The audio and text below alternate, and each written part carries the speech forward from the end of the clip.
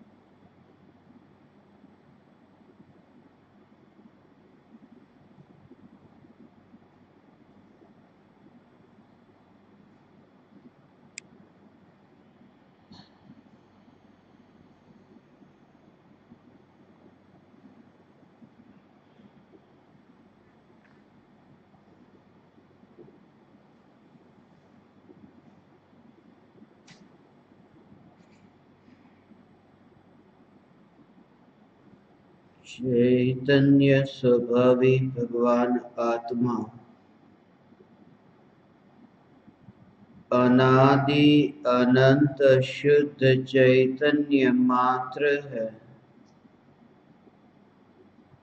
ज्ञान मात्र है। मैं शुद्ध चैतन्य मात्र,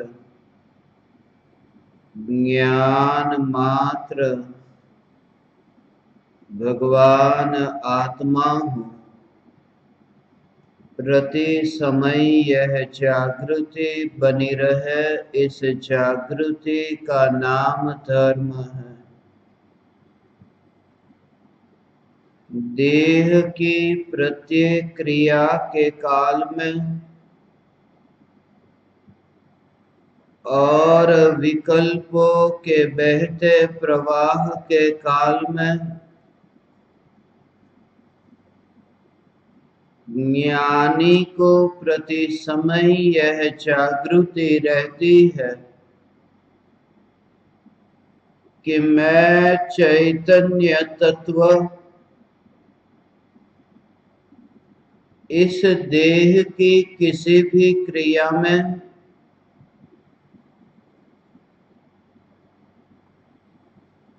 और विकल्पों के बहते प्रवाह में कहीं भी मिला नहीं हूँ। ऐसा शुद्ध चैतन्य तत्व मैं हूँ।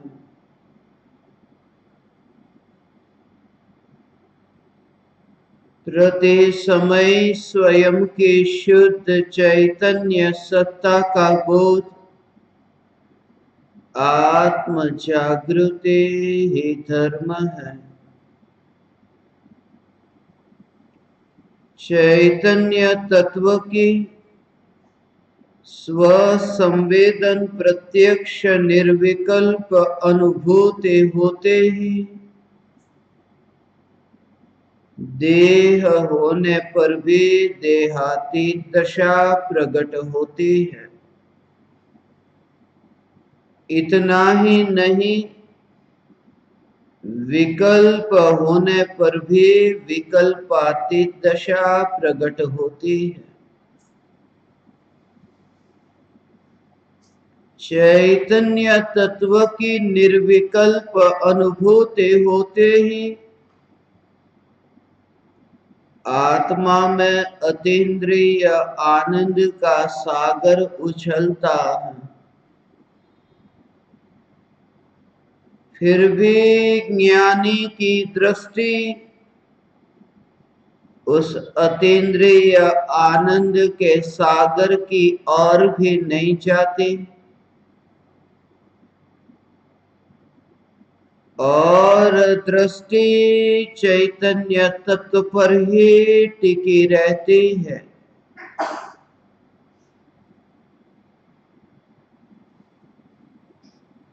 यह चैतन्य तत्व ही मैं हूँ।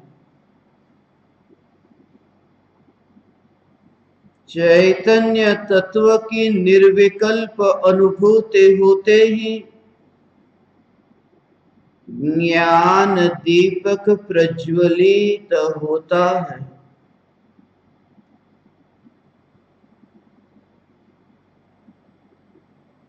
ज्ञान दीपक प्रज्वलित होते ही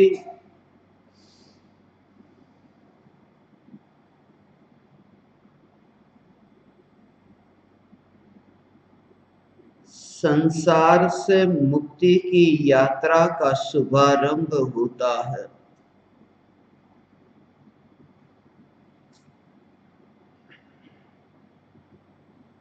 भूतकाल के क्षणिक के बोध के बल पर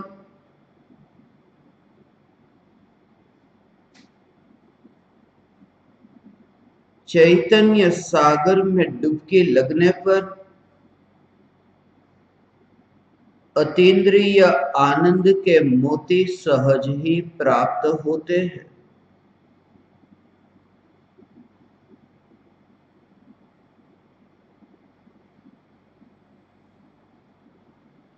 किनारे पर कुछ भी नहीं मिलता।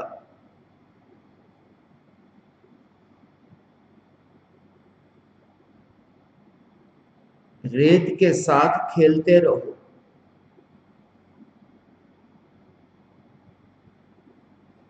रेत के महल बनाते रहो। यह तो कुछ साहसी का काम है जो डुबकी लगाते हैं सागर के मध्य में। इतनी गहराई में कि मोती को लाऊं ये विकल्प हुआ कि मोती न मिला। लोक में भले ही सागर में मोती के लिए डुबकी लगाई और मोती का विकल्प रहा और मोती मिल गया, परंतु अध्यात्म में अतीन्द्रिय आनंद के मोती चैतन्य सागर में डुबकी लगाकर अभी पालू इस भाव से प्राप्त नहीं होता। क्योंकि सागर की गहराई में डुबकी लगाकर जो मोती प्राप्त होता है वो कर्म के उदय का परिणाम है, और चैतन्य सागर में डुबकी लगाकर जो अतीन्द्रिय आनंद के मोती प्राप्त होते हैं वो कर्म के उदय का नहीं, आत्मा के पुरुषार्थ का परिणाम है। और पुरुषार्थ निर्विकल्प है, विकल्प पुरुषार्थ नहीं है। जब चैतन्य सागर में डुबकी लगी, निर्विकल्प हुआ कि सहज ही अतीन्द्रिय आनंद प्रकट हुआ। द्रव्य में जो अनादि से शक्ति स्वरूप विद्यमान था वही पर्याय में व्यक्त हुआ, कहीं बाहर से नहीं। सिर्फ अनजान था, अपरिचित था, अनुभव नहीं था। अनुभव हुआ, ज्ञान का दीपक प्रज्वलित हुआ। शेर से ऐसा आत्मिक पुरुषार्थ हो सकता है तो हमसे क्यों नहीं हो सकता।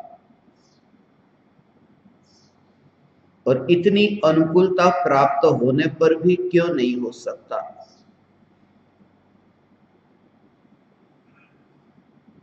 एक कदम भी आगे बढ़ाना नहीं है, भागना नहीं है। यही तो भगवान महावीर की प्रमुख शिक्षा थी। भागने से इसलिए प्राप्त नहीं होता क्योंकि भागना कहीं दूर किसी पराये की ओर होता है, और चैतन्य तत्व कहीं बाहर नहीं, इसलिए दौड़ लगाने से नहीं। ये चैतन्य तत्व तो जो ठहर जाता है उन्हें प्राप्त होता है, क्योंकि दौड़ से ही वह अनुभूति से वंचित रहता था। एक समय भी पर पदार्थ में कुछ फेरफार करने का भाव नहीं। खास ध्यान रहे, ज्ञानी को करने का भाव आता है, फेरफार करने का नहीं। ये सब देह की क्रिया, बोलने की क्रिया, चलने की क्रिया, सुनने की क्रिया, ये सब देह की क्रिया करने का भाव आना और उन क्रियाओं में फेरफार करने का भाव आना। ये फेरफार करने का भाव ये अनंत संसार है, करने का भाव अनंत संसार नहीं है। करने का भाव ये चारित्र मोह के उदय का परिणाम है और फेरफार करने का भाव ये दर्शन मोह के उदय का परिणाम है। महावीर भगवान को जन्म से करने का भाव था, फेरफार करने का नहीं। पर पदार्थ में कुछ परिवर्तन करने का भाव नहीं। ये तो हम कहते हैं कि महावीर भगवान वीर थे, अतिवीर थे, महावीर थे। महावीर भगवान वास्तव में वीर नहीं, वे धीर थे। वीर और धीर में अंतर है। विजय को प्राप्त हुए एक आदमी 10 आदमी को मारने के लिए जाए और 10 आदमी को मारकर वह एक आदमी जीत जाए, उसे कहते हैं वीर। जो 10 को मारकर 10 पर विजय पाकर खुद विजयी हुआ, वह वीर। और धीर जो 10 को मारने न जाए, जो बैठा है और 10 उसे मारने के लिए आए, पहले ने मारा, दूसरे ने मारा, 10 इतना मारते हैं इस एक आदमी को और ये आदमी हिलता भी नहीं है। और वो 10 मार मार करके मर जाए और ये आदमी वहां से हिले भी नहीं, वो हुआ धीर। वो भी विजयी हुआ मगर दूसरों को मार करके नहीं, एक अडिग, अपने में स्थिर, ऐसी एकाग्रता में रहकर। दूसरे हार गए, थक गए, मर गए, मगर ये न हिला। महावीर भगवान वीर नहीं थे, महावीर भगवान धीर थे, गंभीर थे। शांत स्वरूपी चैतन्य तत्व की अनुभूति को उपलब्ध जो हुए थे। महावीर भगवान घर में वैरागी थे, ऐसा उनका जीवन बचपन से ही रहा। गृहस्थ अवस्था में भी वे त्यागी थे, भोगी नहीं थे। गृहस्थ अवस्था में रह करके भी भोग के विकार उन पर चढ़े नहीं थे।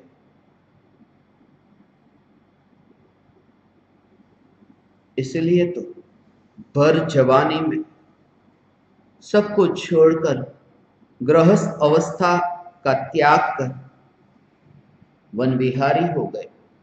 जब हुए तब भी और नहीं हुए थे तब भी वह जो अलिप्तता, लिपटे रहे सर्प चंदन के पेड़ पर। तुमने देखा हो चंदन के पेड़ पर सांप को लिपटे हुए, फिर भी चंदन के पेड़ में कहीं पर भी सांप का जहर मिलता नहीं है। चंदन का पेड़ विषधर नहीं हो जाता, विष को धारण नहीं कर लेता। चंदन का पेड़ निर्विष रहता है। ऐसा ही ज्ञानी का जीवन है। परिवारजन ज्ञानी से चिपके रहे, फिर भी परिवारजनों का जो मिथ्यात्व का जहर ज्ञानी में अंदर समाता नहीं, कहीं अवकाश नहीं। प्रति समय स्वरूप की जागृति है। सर्प की अपनी सत्ता है और चंदन का पेड़ अपनी सत्ता में है। लिपटे रहते हैं चंदन के पेड़ पर सर्प, मगर विष चंदन के पेड़ में कहीं पर भी नहीं। और वहीं दूसरी ओर कि भले ही लिपटे रहते हैं चंदन के पेड़, वहां सर्प का लिपट के रहना पेड़ पर पूरी तरह, मगर चंदन की जो शीतलता है वो शीतलता कहीं सांप में चली जाए, कभी ऐसा होता नहीं। एक दूसरे का प्रभाव किसी पर नहीं पड़ता। ऐसा ज्ञानी का जीवन है, पल पल जागृत है, समय समय पर जागृत है, समय समय पर समय की जागृति है। समय बीतता है, नया समय आता है, मगर श्रद्धा में जो समय है वह समय तो वही है जो न जाता है न आता है। वह है, वह समय, वही समय, वही समय सार, वही मैं, वही जागृति से भरो, ऐसी जागृति कि मैं सत्ता मात्र चैतन्य तत्व। महावीर भगवान को बचपन से ही ऐसी जागृति थी। ज्ञानियों का जीवन ऐसा ही है, परम कृपालु देव का जीवन भी ऐसा है।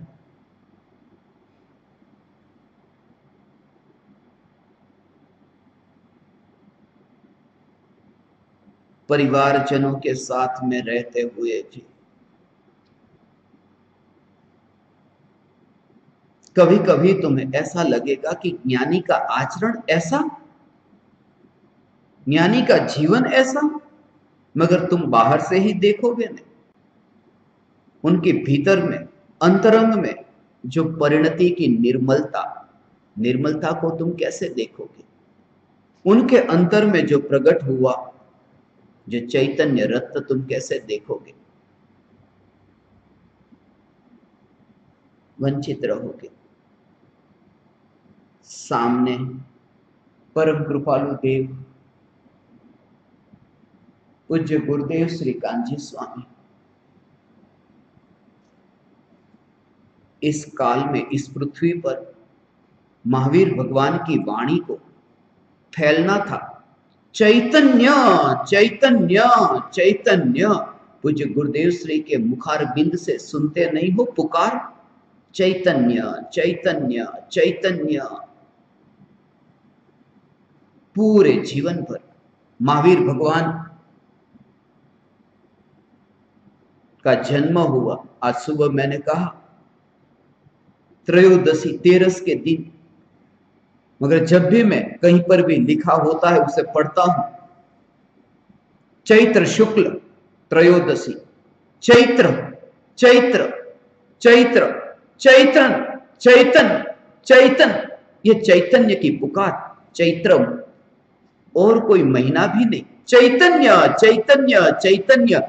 उसी माह में जन्म हुआ चैत्र। चैत्र चैत्र चैतन्य राज, चैत्र चैत्र चैतन्य राज की अनुपम निधियां बस ये आप तक अब पहुंच रही है। हे ज्ञान दीपक, बहुत मुश्किल है इस काल में, इसलिए जो मेरा स्वयं का अनुभव है। बड़े बड़े नेता, पुलिस अफसर महावीर जयंती के दिन भाषण देने के लिए इकट्ठे होते हैं। बड़ी बड़ी सभा होती है।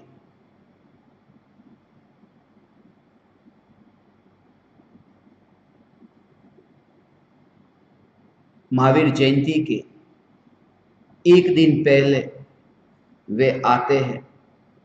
मुंबई में भी हुआ है, चित्तौड़गढ़ में महावीर जयंती के दिन था। मुंबई के पुलिस कमिश्नर को मैं मिला था महावीर जयंती से पहले। ऐसे बहुत से प्रांतों में मगर बहुत मुश्किल है। वो इसलिए वो कहते हैं कि कल महावीर जयंती का दिन है और आप थोड़ा भाषण लिख करके दो ना। हमें महावीर जयंती के दिन क्या बोलना कुछ समझ में नहीं आता, हमारा अनुभव नहीं। नेता लोग भी कि महावीर जयंती के दिन थोड़ा महावीर भगवान पर बोलेंगे तो प्रजा के मत हमको मिलेंगे, महावीर भगवान की थोड़ी तारीफ करेंगे, लिख करके लेकर के जाते हैं। फिर वहां पर बोलना शुरू करते हैं। महावीर भगवान महापुरुष थे, ऐसा था वैसा था, दो चार लाइन पढ़ी कि तुरंत ही इस पार्टी को हटा देना है, इसको जिताना है, ये करना है, ये करना है। वो चार वाक्य पढ़ते हैं कि फिर वो असलियत जो है ना वो बाहर आ ही जाती है। कहीं पर भी तुम जाओ, ये महापुरुष की ये विशेषता पूरे जीवन पर चैतन्य चैतन्य भगवान आत्मा, ये गुरुदेव की पुकार, भगवान आत्मा। पूरे जीवन भर तुम 1 घंटे भी ये सुनते हो थक जाते हो कि बस थोड़ा आराम चाहिए, थोड़ी इधर उधर की बात कर लेते हैं। पूरे जीवन भर एक नेता मुझे अभी स्मरण में आए, जहां जाते हैं एक ही काम के लिए, उद्घाटन करने के लिए, किसी ऑफिस का उद्घाटन हो, दुकान का उद्घाटन हो, किसी की फैक्ट्री का उद्घाटन हो, रिबन काटने के लिए, प्रवचन के लिए उनको बहुत बार निमंत्रण दिया, आए ही नहीं।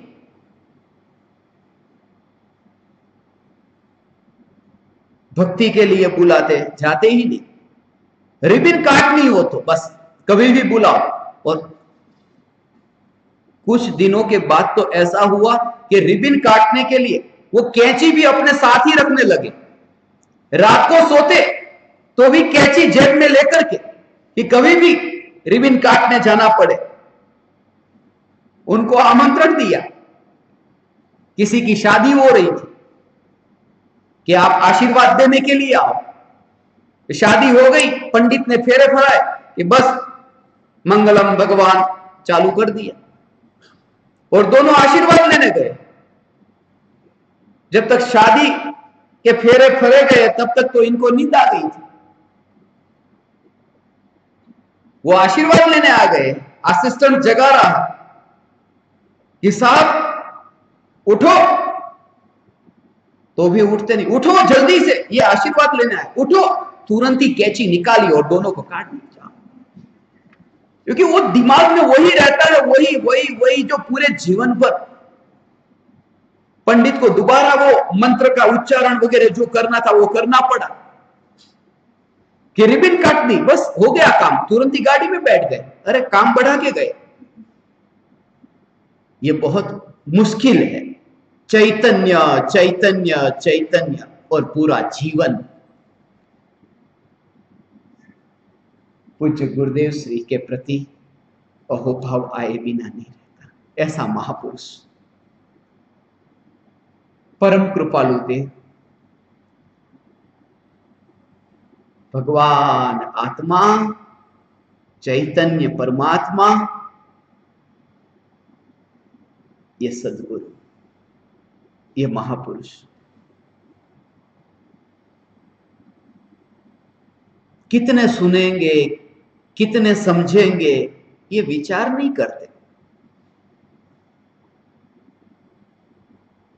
पुकार कर देते।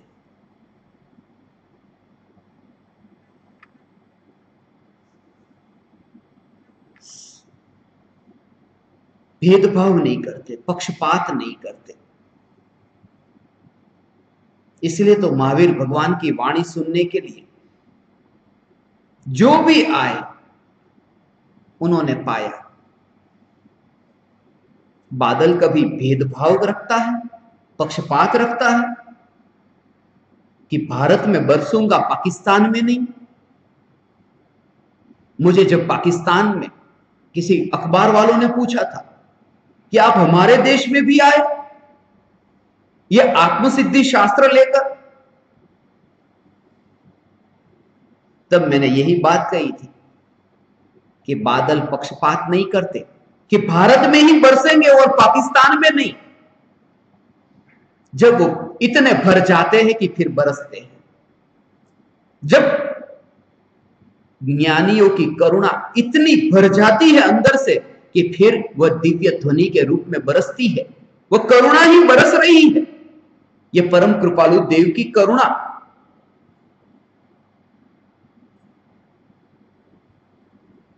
साधे ते मुक्ति लहे, भारतीय मुक्ति लहे नहीं, पाकिस्तान मुक्ति लहे नहीं, साधे ते मुक्ति लहे। कोई पक्षपात नहीं।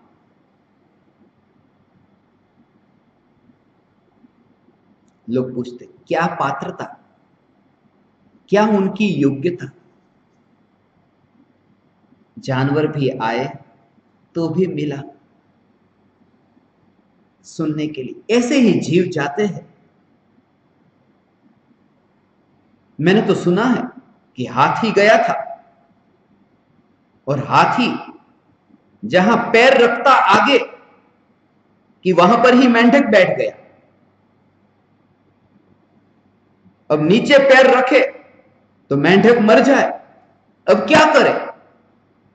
ऊपर पैर रखे हुए वो पूरी वाणी सुनता है। इतना तो करुणा का भाव हाथी में भी, वरना वाणी पचती कैसे? इसलिए मैं आप ज्ञान दीपकों से कहता हूं, आत्मा का चिंतन करते करते आप सब आपस में वात्सल्य और करुणा से रहो। हाथी यदि मेंढक के प्रति इतना करुणावान है, तुम तो मनुष्य इतने समझ के धनी। और अंतर में यह तत्व विचार कि ये जो करुणा का भाव आया, वात्सल्य का भाव आया, ये मैं नहीं, मैं चैतन्य तत्व। और बहुत बार तुम्हारी कसौटी होगी, परीक्षा होगी। तुम कितने परीक्षा में पास होते हो तब पता चलेगा।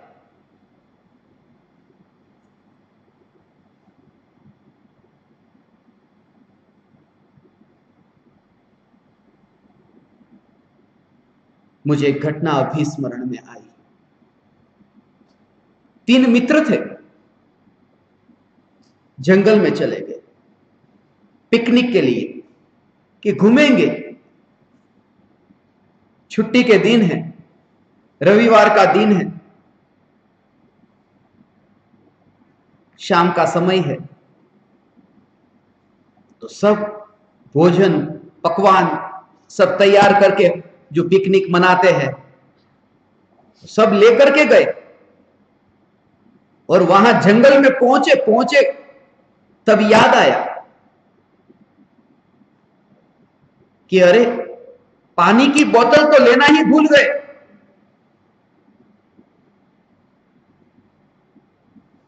अब 2 मित्र ऐसे थे कि कहीं जाए नहीं। तीसरा ऐसा था, थोड़ा सरल परिणामी था, उसको ही कहा जा सकता था कि जाओ तुम पानी की बोतल लेकर के आओ।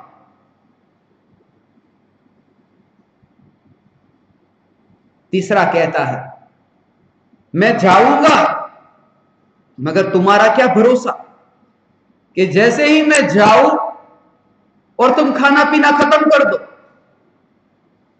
और मैं आऊं तो तुम्हारे लिए पानी की सेवा करनी पड़े, मुझे तो कुछ भी ना मिले।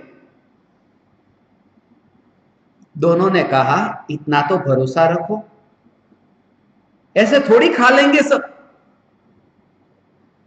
तुम जाओ पानी लेकर आओ, हम इंतजार करेंगे।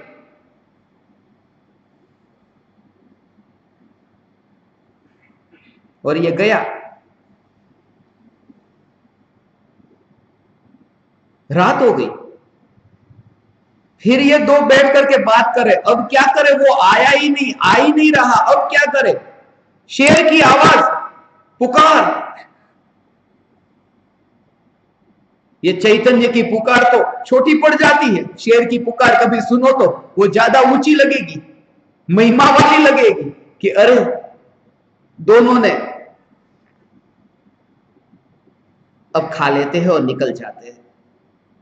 वचन दिया था कि नहीं खाएंगे, तो दोनों ने खाना निकाला और चालू कर दिया। जैसे ही खाना चालू किया कि वो तीसरा वहीं पर पेड़ के पीछे वहां से बाहर निकला। क्यों? वादा तोड़ा ना? बोले तू इधर? हाँ मैं इधर ही, मैं कहीं नहीं गया, मुझे पक्का भरोसा था कि तुम्हारी नियत को मैं पहचानता हूं। वो जो तीसरा कहता है चला गया, मगर कसौटी करने के लिए वो कहीं नहीं गया, वो यहीं पर ही है। कभी कभी मैं ज्ञान दीपकों से कहता हूं, आज ही कहूंगा, आज मैं उमराला से जा रहा हूं, तुम यहां लड़ाई झगड़ा मत करना, शांति से रहना, मैं जा रहा हूं। मगर यह मत समझना कि जा रहा हूं कहीं से भी छुपा हुआ मिलूंगा, तुम्हें लगता हो, इसलिए संभाल करके रहना, इधर ही हूं। नित्य क्रम अपनी आत्म साधना, तत्व का विचार चिंतन निरंतर करते रहे। प्रति समय मुझे ये उत्कंठा रहती है, जिज्ञासा रहती है, अब मैं आऊं तो कोई कहे कि मेरा ज्ञान का दीपक प्रज्वलित हुआ। सिर्फ कहे नहीं, करे, नहीं तो कह दिया कि प्रज्वलित हुआ, ऐसा नहीं, क्योंकि फिर उसमें कसौटी होगी। जैसे अभी कसौटी की थी ना, जा रहा हूं और पेड़ के पीछे से निकला, कसौटी होगी। ज्ञान का दीपक प्रज्वलित हो, निरंतर यह तत्व विचार। मैं चैतन्य दर्पण, मैं ज्ञान दर्पण, चारों ओर समस्त प्रदेशों में ज्ञान मात्र, ज्ञान मात्र, ज्ञान मात्र, ऐसा।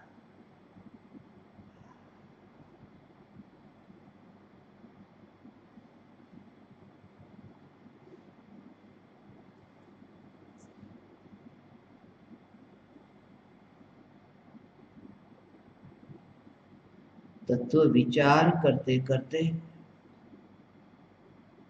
निर्विकल्प अनुभूति होती है, और उसी निर्विकल्प अनुभूति की धारा में केवल ज्ञान की यात्रा होती है। महावीर भगवान की यात्रा ऐसी ही हुई थी, केवल ज्ञान की यात्रा, वह अनुभूति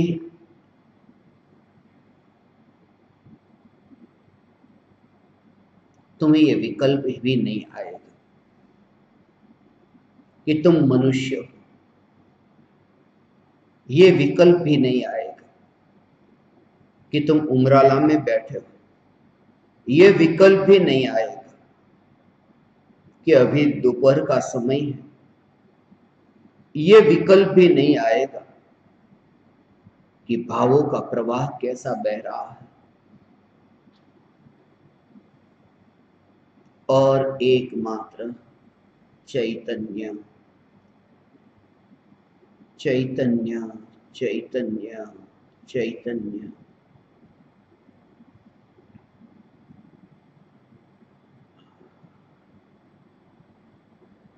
ज्ञान मात्र, मैं भगवान आत्मा, साक्षात ज्ञान, कागज पर लिखा हुआ ये ज्ञान जो समय सार, प्रवचन सार भाव आता है ना, अहो भाव, महिमा भाव,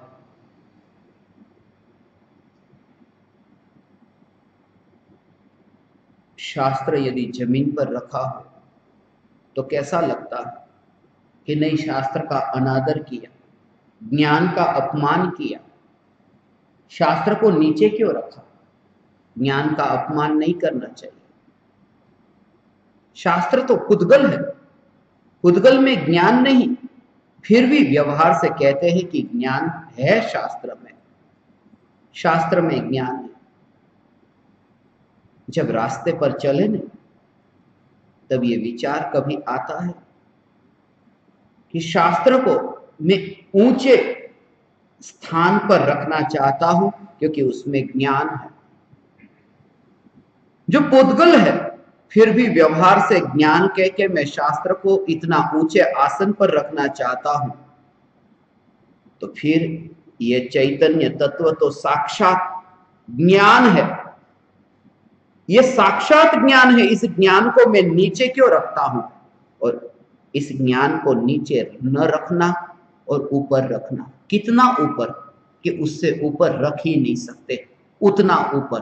इसका अर्थ क्या? उसका अर्थ ये कि ये जो चैतन्य, ये साक्षात ज्ञान, ये आत्मा, ये ज्ञान ज्ञान ज्ञान, ये ज्ञान ऐसा है चैतन्य, इस चैतन्य तत्व को नीचे रखकर अपमान न करूंगा, ये ज्ञान का मैं अपमान न करूंगा। इस ज्ञान को ऊंचा आसन देना, कितना ऊंचा कि उससे ऊंचा कहीं जा ही न सके, उतना ऊंचा पूरी शक्ति प्रकट हो।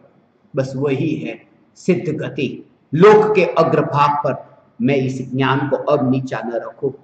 ये अपमान लगे तुम्हें, ये ऐसा अपमान कि ये ज्ञान साक्षात, जब शास्त्र को मैं नीचे नहीं रखता, ऊंचे रखता हूं, तो फिर इस ज्ञान को मैं यहां नीचे मध्य लोक में क्यों भटका रहा हूं? ये ज्ञान जो शक्ति संपन्न है, लोक के अग्रभाग में सिद्ध शिला पर विराजमान होने की शक्ति वाला ये साक्षात ये ज्ञान, ये चैतन्य परमात्मा, अब मैं न भटकूंगा संसार में।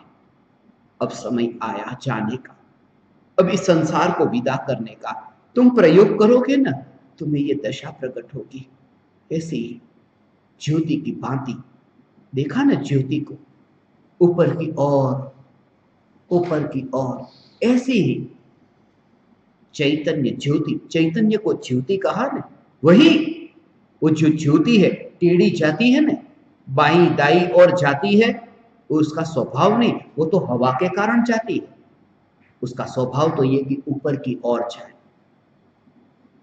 ऐसे ही ये परमात्मा, ये भगवान आत्मा ऊर्ध्वगमन, लोक के अग्रभाग पर विराजमान हो। महावीर भगवान लोक के अग्रभाग पर विराजमान हुए, होने से पहले ये ऐसा अहोभाव, यहां कहीं पर भी कुछ भी सारभूत नहीं। तीन भुवन में सार, वीतराग विज्ञानता, शिव स्वरूप शिव का नमो त्रियोग संहारी। तीन भुवन में सार, बाकी सब असार, एकमात्र सारभूत। वस्तु आती है, उसी समय जाती दिखाई देती है, इसलिए पकड़ नहीं रहती। जीने की आकांक्षा नहीं, मरने की इच्छा नहीं। महावीर भगवान की वह दशा थी। ऐसी दशा, जीवन जीना है, ठीक है, जीने की इच्छा नहीं है। जीने की इच्छा और मरने की इच्छा, जिसके अंतर में ये जीने की इच्छा पड़ी है, वो एक काम करेगा, दूसरे को मारेगा। जीने की इच्छा वाला दूसरे को मारे बिना नहीं रह सकता, मारेगा। मुझे जीना है, मुझे जीना है, तो लाओ पानी पियो, लाओ वनस्पति को काट लो, लाओ मैं खाना बनाऊं तो अग्नि को जलाओ, क्योंकि मुझे जीना है। जिसमें जीने की इच्छा है वो निश्चित रूप से दूसरे को मारेगा, दूसरे का घात करेगा। घात होगा ही होगा, न चाहे तो भी होगा, क्योंकि जहां जीने की इच्छा है वहां दूसरा मरेगा। जीने की इच्छा वाला दूसरे को मारता है, और मरने की इच्छा वाला अपने को मारता है आत्महत्या करके, क्योंकि मरने की इच्छा हुई। जीने की इच्छा वाला दूसरे को मारता है, मरने की इच्छा वाला अपने को मारता है। और भगवान महावीर की वह दशा कि न जीने की इच्छा न मरने की इच्छा, इसलिए न तो मैं दूसरे को मारता हूं न अपने को मारता हूं, ये रहा मैं, बस रह गए ऐसे ही। और उसी अवस्था में पाया केवल ज्ञान। न रही अब जीने की इच्छा, न रही मरने की इच्छा। कैसी होगी वह दशा?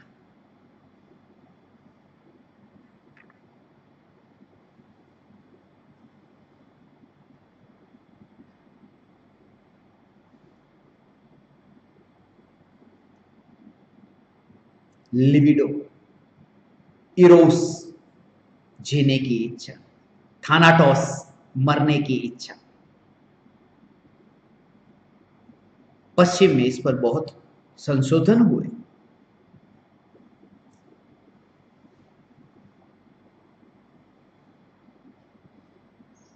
खोज बहुत की, प्रयोग महावीर भगवान के थे।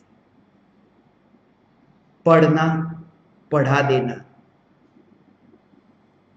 आसान, अंतर में झांक करके, डुबकी लगा करके देखना, प्रयोग कर अत्यंत दुर्लभ है। मुश्किल नहीं, दुर्लभ। दुर्लभ इसलिए क्योंकि अनंत काल में आज तक कभी नहीं हो सका। सुलभ होता तो हो जाता। और सुलभ इसलिए कि पुरुषार्थी जो है उनके लिए कि एक समय के पुरुषार्थ से उन्हें प्राप्ति हो जाती है।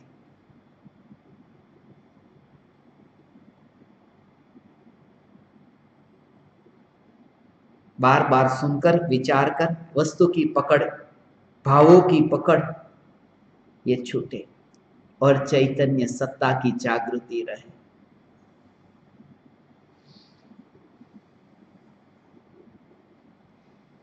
जोर उस पर न देना।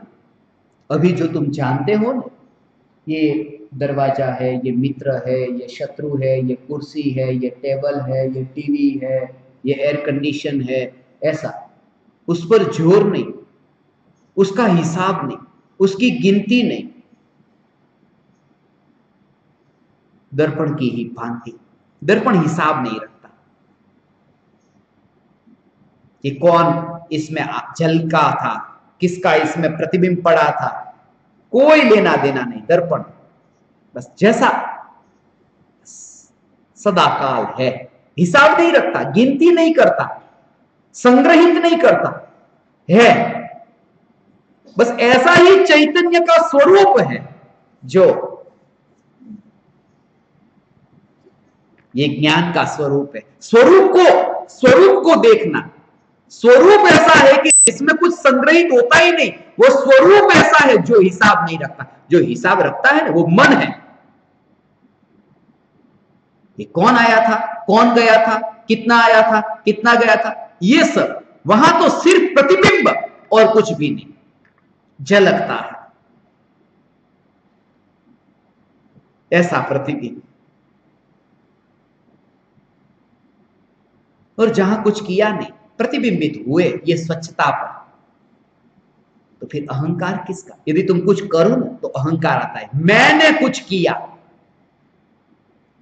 दर्पण को अहंकार आ सकता है, मैंने 5 को अपने में प्रतिबिंबित किया, मैंने इन्हें अपने में प्रतिबिंबित किया, इन्हें अपने में प्रतिबिंबित किया, मगर नहीं, मैं हूं यहां पर।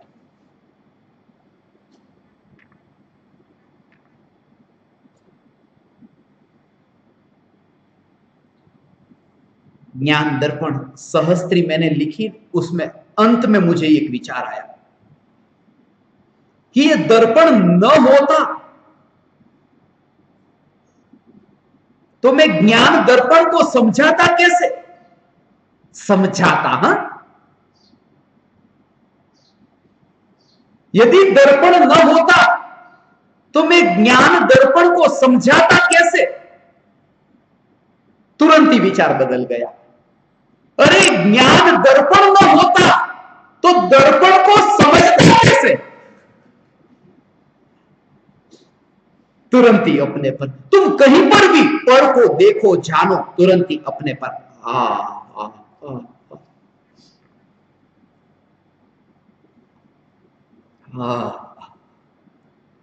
हे चैतन्य परमात्मा तत्व, ये ज्ञान दर्पण है।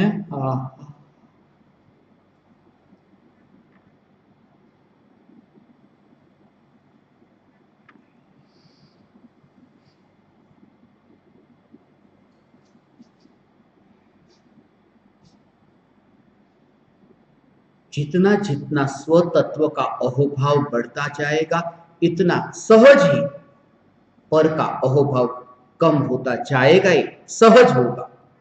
फिर वो जो पकड़ है ना, तुम सहज हो जाओगे। महावीर भगवान ने हमें ये चैतन्य स्वरूप समझाया, ज्ञान दर्पण को समझाया। 30 वर्षों तक, 42 से 72, 30 वर्षों तक हमको समझाया। सबसे कम काल 24वें तीर्थंकर, 24 तीर्थंकर 24 ही क्यों होते हैं? ऐसा किसी ने मुझे पूछा था।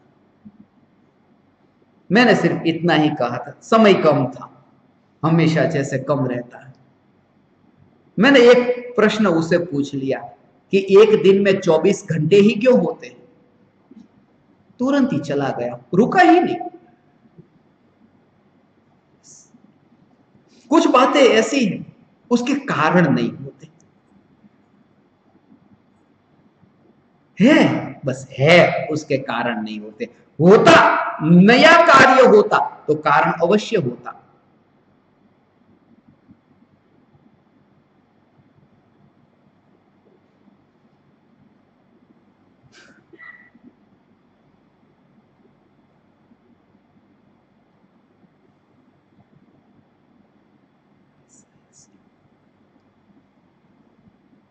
मुक्ति का मार्ग प्रकाशित किया। तुम्हें कभी लगता नहीं क्या ये सपना देख रहा हूं कि ये सत्य है? क्या सत्य है? ये चैतन्य परमात्मा, ये मार्ग, ये कलयुग है। तुम्हें कभी ऐसा लगता नहीं? वरना कौन बताता ये मार्ग? यहां तो बाहर का मार्ग दिखाने वाले भी नहीं मिलते। सड़क पर तुम किसी को ढूंढना पड़े, कोई बताए कि यहां से अभी अहमदाबाद जाने का रास्ता कहां, तो 2-4 लोगों को पूछना पड़े, मिलेंगे नहीं, दोपहर का समय। लौकिक मार्ग दिखाने वाले नहीं मिलते। मेरा स्वयं का अनुभव, अब तो गूगल मैप आ गया इसलिए थोड़ा सरल हो गया, वरना एक बार मुझे जाना था, कोई बीमार था, उन्हें मिलने के लिए अस्पताल, किसी सज्जन को पूछा कि अस्पताल कैसे जाऊं? उन्होंने कहा ये सड़क के बिल्कुल बीच में खड़े रह जाओ, गाड़ियां बहुत निकलती है, अस्पताल पहुंच जाओगे। अब अस्पताल का रास्ता पूछा, वो अस्पताल भेजने की बात कर रहा है। लोक का मार्ग भी नहीं दिखाते लोग, ये तो सिद्धालय का मार्ग हमें दिखा दिया। तुम्हें लगता नहीं ये कलयुग है कि सतयुग? कोई भी कैसा है ये है? मगर ये जागृति, चैतन्य चैतन्य चैतन्य, ये अंतर की चैतन्य, ये अंतर से हो। और ये तुम्हें देखना है कि तुम्हारी अंतर से ये जागृति, ये उल्लास, ये प्रमोद, ये आनंद, ये अंतर से है। उसका पता तुम्हें कब चलेगा? जब यहां से लाइट चली जाए, एयर कंडीशन बंद हो जाए, पसीना बहते, तब पता चलेगा कि चैतन्य वही भाव रहा या नहीं रहा। और यदि नहीं रहता तो समझना कि ये एयर कंडीशन की ठंडी हवा, पहले जब चैतन्य की मजा आ रही थी ना, उसमें चैतन्य ने ये ठंडी हवा भी शामिल थी। यदि ठंडी हवा शामिल नहीं होती तो वो धारा टिककर रहती। प्रयोग करें, धीरे धीरे वो समय आएगा। जैसे अभी टाइम का चेंजेस हुआ ना, कभी सुबह करते थे सत्संग, फिर शाम को, अभी 3 से 4 दोपहर में, अभी धूप में भी आएगा। धीरे धीरे रुको, अभी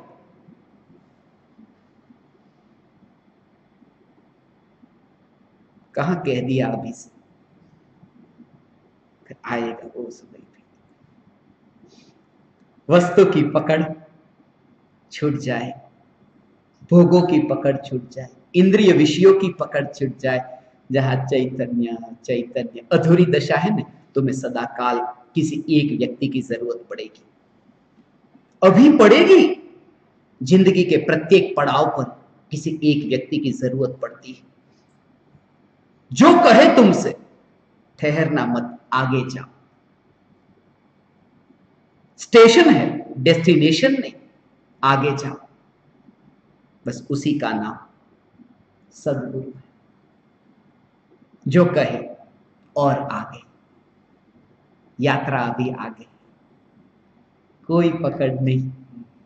तत्व विचार करते हुए, चिंतन करते हुए, यहां तो जितना पकड़ो उतना जाता है, कुछ भी नहीं बचता। मुट्ठी खाली रहती, मुट्ठी खाली नहीं, मुट्ठी ही नहीं रहती। शरीर जब पूरा छूट जाता है तो क्या मुट्ठी साथ में जाएगी? कुछ भी नहीं रहता। और जितना बचाने चाहो, जितना, हाथ में तो कुछ भी नहीं आता। पूरे जीवन के बोझ से हाथ में तो कुछ भी नहीं आता। इच्छाओं को पूरी तरह से पूर्ण तृप्त नहीं किया जा सकता। एक काम है, इच्छाओं को पूरी तरह से नष्ट किया जा सकता है। उस दशा का नाम है पूर्ण वितरागता। ये वृत्ति ही छूटती जाएगी। मुझे आज कोई पूछ रहा था, बचाने का भाव आता है, बचाने का भाव आता है। ये सुनकर के भी कुछ न कुछ बचा लेने का भाव आता है। आपने कहा एक भी परमाणु सुख बुद्धि पूर्वक बचाने का भाव रहे, सम्यक दर्शन नहीं होता।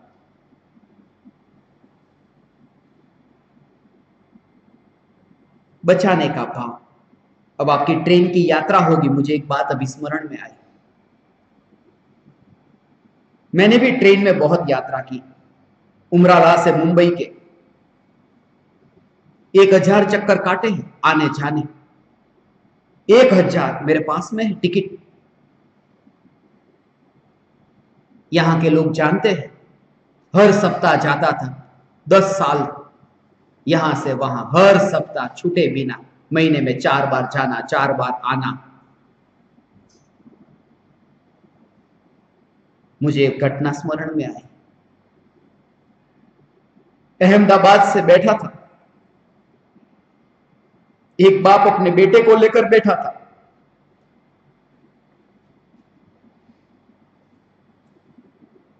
अहमदाबाद से आगे जैसे ही ट्रेन चली, ट्रेन चली और नडियाद आया। आपको पता होगा नडियाद के पास आनंद दूध की डेयरी। बच्चे ने कहा, पापा आइसक्रीम। पापा ने कहा, चुप, अभी तो नाश्ता करके निकले हैं, आइसक्रीम खाएगा? पराठा खाया, दूध दही के साथ पेट भर के निकले। बोल दू? बोले नहीं, बोल मत, चल ए आइसक्रीम वाला, आइसक्रीम आइसक्रीम दे।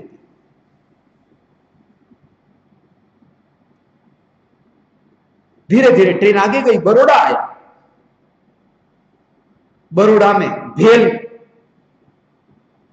पकोड़े, नमकीन। पापा पकोड़े। बोले अभी तो आइसक्रीम खाई। बोल दो? चुप। पकोड़े वाले को पकोड़े, पकोड़े खाए।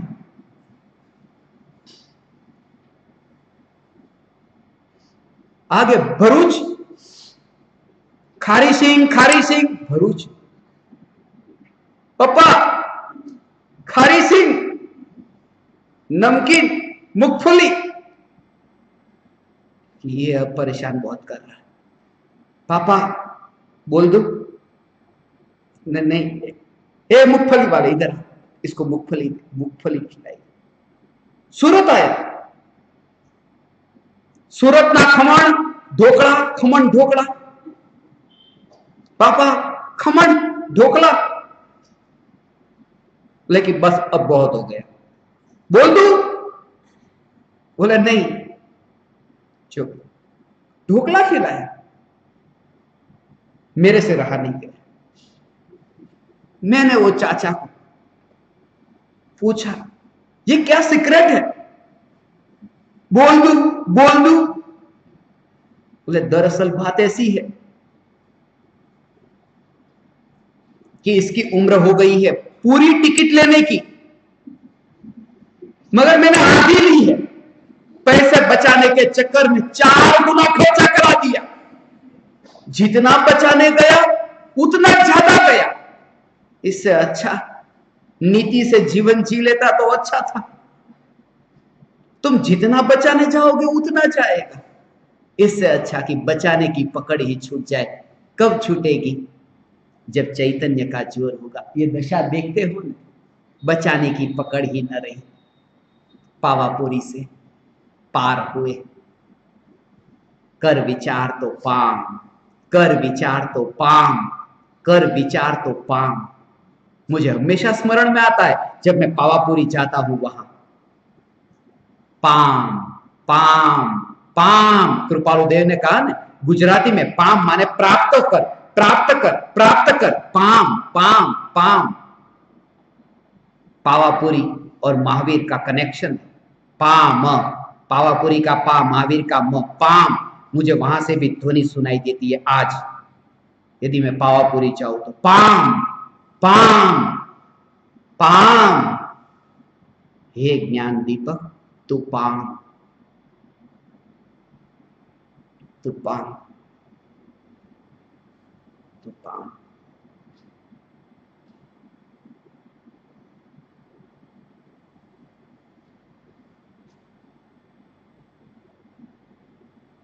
धीरे धीरे तत्व का विचार करते करते सहज ही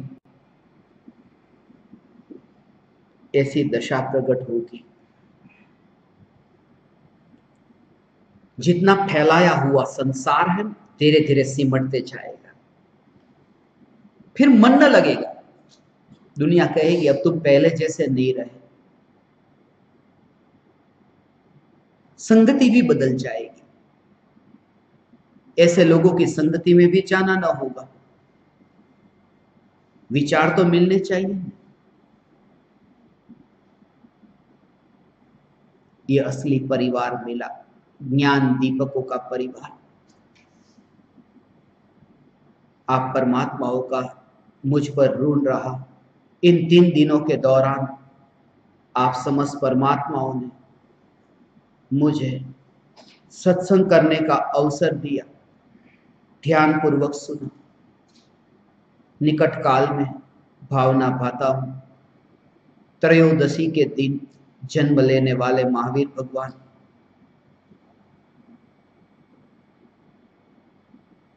13वां गुणस्थान, केवल ज्ञान का गुणस्थान प्राप्त कर निर्वाण को उपलब्ध हो। आप समस्त परमात्माओं को मेरे हृदय के अंतःकरण से प्रणाम करता हूं। मेरे प्रणाम स्वीकार।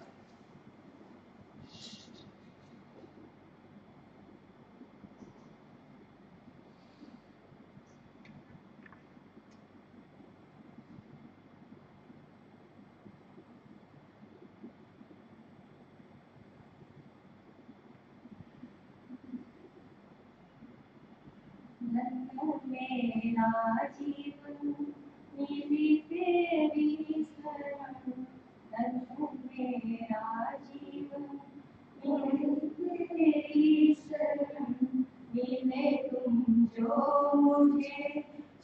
ये